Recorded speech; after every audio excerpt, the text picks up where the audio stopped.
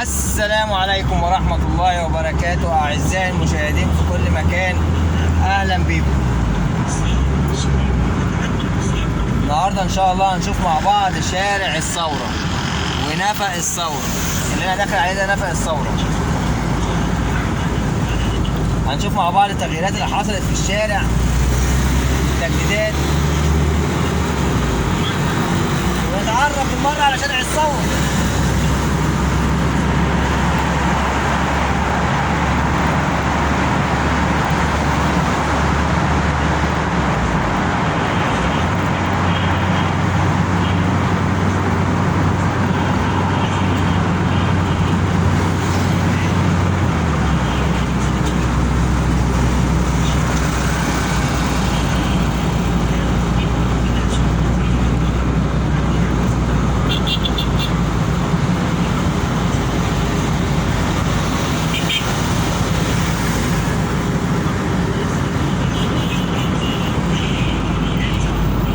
طبعا لو كنت دخلت يمين اللي فات ده كان هيطلعني على المرغني، تمام؟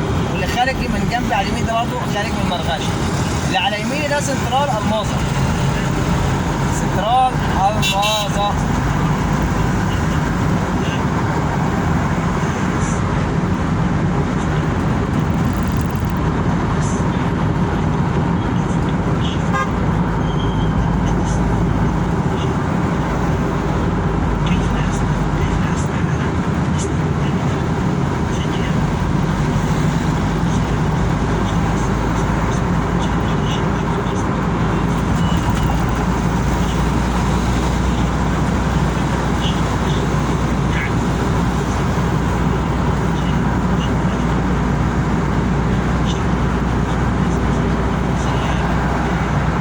طبعا مدينة نصر وطريق النصر وشارع النزهة يمين اللي جاي ده، يمين ده.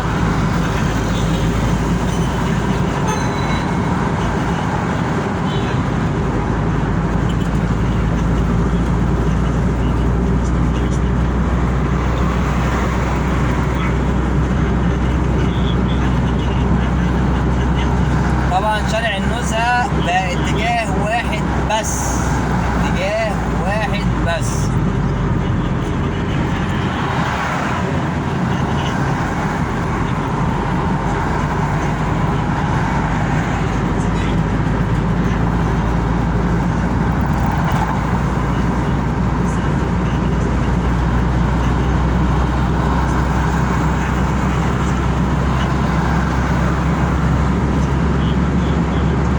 طبعا اللي عايز يخش على تيفولي اللي في مدينة نصر عند سيتي ستارز يخش يمين الجاي، عايز سيتي ستارز يخش يمين الجاي، طريق النصر برضه يمين الجاي، واحمد فخري برضه الطريق بقى ممتد.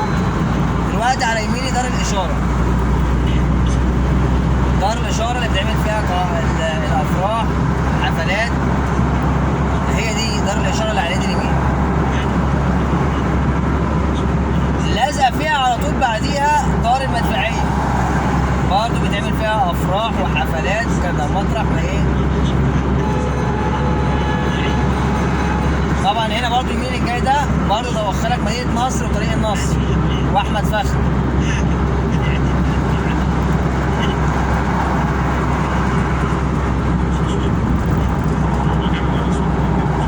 على يميني دلوقتي قاعة الملكة، هتلاقي جنبها على طول البنك الاهلي المصري.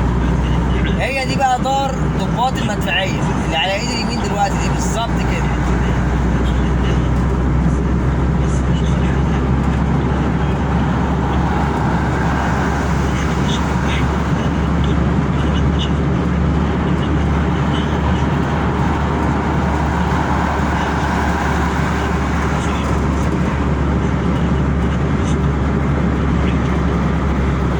طبعا اللي بيبقى عاوز يرجع من شارع الثورة بيقوم راجع من هنا كده، ده الطريق الجديد اللي هو هناك ده الطريق الجديد.